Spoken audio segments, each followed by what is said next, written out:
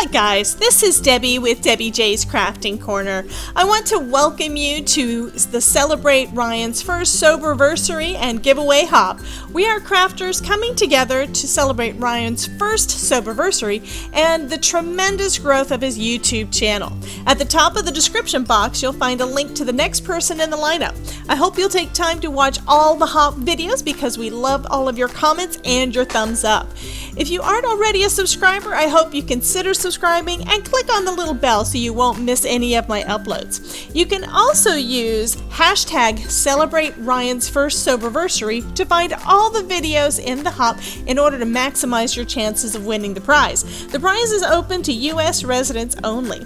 Please check out my description box for all the details. The winner will be selected around October 10th on Ryan's channel, GlitterGrungeGreetings. For today's project, I'll be creating this congrats card and making a bunch more easy ink spray backgrounds. I only have a few spray inks and I'm using all of them in today's video. I'm starting off with these dilution sprays from Ranger. So here are the colors that I'll be playing with. Starting off with London Blue, and we've got Fresh Lime, Cherry Pie, and Tangerine Dream. Now I had picked these up a long time ago over at Joann's, but I did find some links for you guys, so I'll be listing them down below for you. And I really don't play with these that much. I think the last time I made any backgrounds with this was probably last year around Halloween, and I tried doing it in a splat box because I really don't like a mess. But as part of my inspirational process this time, because I'll be honest with you, I've been exhausted, had no idea what I was going to do for this video, so I binge watched GlitterGrungeGreetings all day pretty much to see what all he had done, since this is a celebratory hop for him, and I just recently subscribe to his channel. Now he's got a lot of really cool techniques and such that he does, and one of the first ones on one of his first videos was using sprays, and he used it on his desk using a craft mat. So that's what I'm doing here today. Now this first background, I think that turned out so pretty, but I decided I wanted a bit more color. Like I said, I'm playing. I have no clue what I'm doing with any of this. I also have a few Heidi Swamp sprays. Like I said, I'm pulling out all of the ones that I have, so I'm gonna list all of those for you guys too. So that first spray that I pulled out from Heidi Swap was Raspberry, and this one here is called Ocean. These are some really pretty colors. So what I'm doing is I'm just spraying those down onto my Ranger craft mat, and then I'm taking my distress sprayer and just spritzing it with water to get those colors to move. And then I'm pressing my watercolor paper down into that. It's kind of like the smooshing technique, except you don't really have to add water, but I wanted it to spread a little bit more than I saw when I first sprayed them down, and it also makes it so they are not quite as vibrant, and you can tell these sprays are very vibrant. I'm going to have to try out the Distress sprays and Distress Oxide sprays to see how they do differently than what these are, as this was really fun. My only problem is I really hate making a mess, but like I had said, I had been real tired for the last few days. I did a couple of longish bike rides recently. I'm trying to get myself back into some kind of shape after having been sick for so long, and in doing so I accidentally went too far on Saturday. I rode 22 miles and I haven't done that in over 3 years. So it wasn't really a good idea, and it basically caused my brain to completely shut down. I couldn't do anything. So what I wound up doing instead, since I couldn't think to craft, I went ahead and made a bunch of swatches for all of my Distress inks, and then again for all of my Distress Oxide. So that's 2 days where I didn't do any crafting, but it was a little bit productive, I guess. That being said, my hands were already inky by the time I got to this project, so I figured, okay, I'm going to go ahead and make a mess and have a bunch of fun, and I need to do this more often.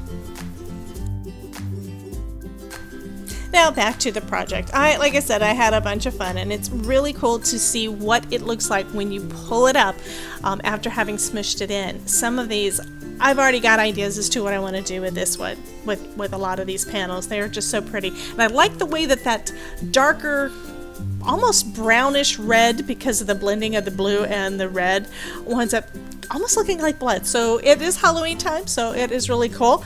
I love these kind of things for Halloween especially. I'm also using my heat gun a lot in this. This is a Ranger heat gun, and I cut out most of the time that I was using that because this would have been a 45-minute video if I had left everything in.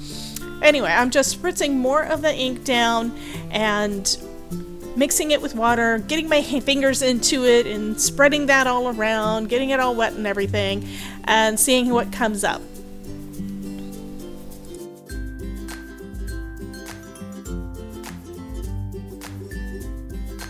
For this one, it looks like I didn't have as much ink down as I thought I did, but I think that mixed in with that white, that looks really kind of cool.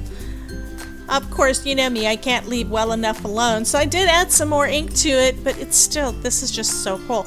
I did notice that when you air dry it, when you use a heat tool to heat dry it rather, it does seem to fade back a little bit and blend more, but when you let it air dry, there's different parts that kind of pull. That's those little dark shades that you see in a lot of spots that I just think is just so cool.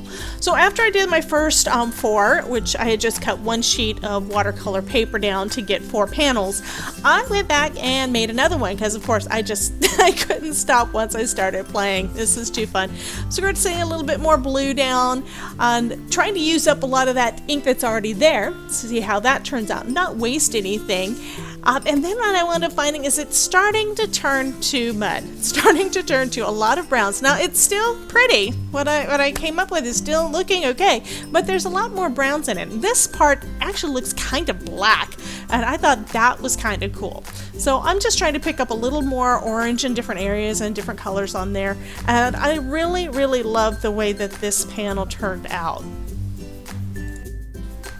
And here I'm just using a paper towel to sop up some of those little puddles of ink that are kind of settling around the edges and making it warm. Then I just decided I have to clean this up. Like I said, the colors are really starting to turn darker and darker, and now I'm just trying a different blend. I'm using the green and the blue, greens, there's 2, and the blue to see how that one will turn out.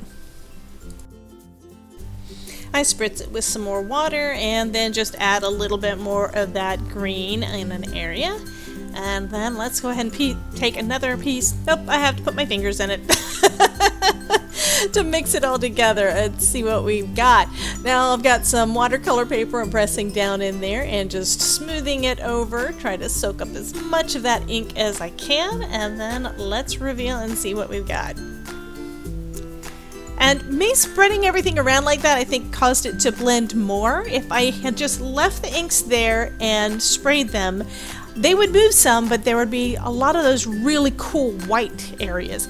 Another thing that I was noticing as I was doing this, that compared to doing it with an ink pad, the ink pad, you smoosh it down, it's got basically that square shape, or at least the corners. And you have to kind of mix it around like with a plastic bag or whatever to try to get that blending of it. But with the sprays, you don't have to do that. You just spray it and it sprays where it wants to go, and it has a lot more of that, I guess, organic, artistic feel to it. So I thought that was really cool.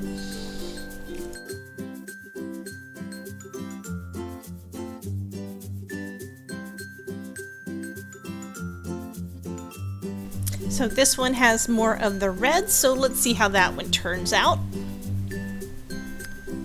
Just smoothing it down to soak up a lot of that ink, and then peel it back. And this one, I know it's got a lot of the mud in there, but this to me screams Halloween and blood. To me, it looks like it's going to probably either be some kind of a Halloween background, or it could be, I could die cut something that would be normally some kind of a brownish red, could be something for Christmas or for Halloween or for fall. Any of those would work well. And then I decided to do something else I haven't done in quite a while and make my own DIY shimmer spray. Now after doing this, I've watched a couple of videos where another one of my buddies that I like watching on YouTube has done the same thing. She keeps one on hand. To begin with, I didn't put nearly enough of the of the perfect pearls in here, but I did put some in there, and I did get it to shake up, and it turned out okay. So after I get it all shook up, I'm going to go ahead and add that to the ink that I've down on my mat, and then put a new panel in that to see how that one does, how much shimmer pulls up. I was able to see it here, but to be honest, when I look at it, when I look at the video, I really can't see much of that shimmer in there, even after I add more to it. So later on, I'm going to add more powder to that, so I've got a nice shimmer spray. And here's another thing. On some of these panels, I didn't feel like I had enough, or I wanted a little bit more of a different color in there, so I'm just adding a little more ink and a little more water and just adding on to it. This is something that's it's a little difficult for me. I think I'm a bit of a perfectionist, and I like to have, I guess, more control of what I'm doing. And when it comes to these really pretty panels like this, you're never going to get the same effect twice, and you're not in control of what is actually going on there. Not a whole lot anyway. You have to let the water do its job. You have to let the inks do their own blending. And you have to get over yourself. I am real bad with that. I don't mean to, but these are just so pretty and so much fun to do. Next, I die cut the word congrats, C-O-N-G-R-A-T-S, out of some heavyweight white cardstock and I guess you call it some glitter paper. This is actually something I picked up at Dollar Tree a long time ago, and after using it a couple of times, I realized the reason it didn't want to cut as well as I'd like is it's actually a big, humongous sticker. So instead, I went ahead and adhered it down to some cardstock and ran that through so it would cut completely through instead of getting hung up on the backing. And anyway, I cut out additionally 3 layers of white cardstock in the same letters, and the die set I'm using is Handmade Alphabet by Tim Holtz. I love the font in these letters, but believe it or not, I don't think I've actually ever used this die set. I like the rest of you guys, I buy stuff that is just so cool at the time, and then I don't get around to using it for a project. That's poor planning on my part and something I'm working on. Anyway, I am adding layers of each of those letters. I'm doing them 4 layers thick, and that, to be honest, when I pulled everything apart, when I pulled off all of the letters, and once they were all done, I realized this looks a lot like chipboard thickers. It was so nice. It's so nice, thick and firm. I mean, I have been one that I have cut out letters and such out of foam, but I think I like this technique a lot better. One thing I wanted to try is something I saw on Christina Werner's channel recently. She adds the glue to her die cut, and before adding it to the layering, like what I've been doing, she taps it off on a piece of paper. She blots it off. So when she adds it on there, you don't have any glue oozing out, because you don't have excess glue on there. I thought that this worked out so well, and I'm going to use it a lot more often. Next, I'm going to try to pick out which of the card fronts that we just made, which background do I want to use for this card. And I decided on this one. I thought it was just too cool. And now I'm going to go ahead and spritz it with that DIY shimmer spray that I added more perfect pearls to give the card a little bit of shine. Now you can see it a little bit on camera, but it looks a lot shinier in person. And then of course I hit that with my heat gun.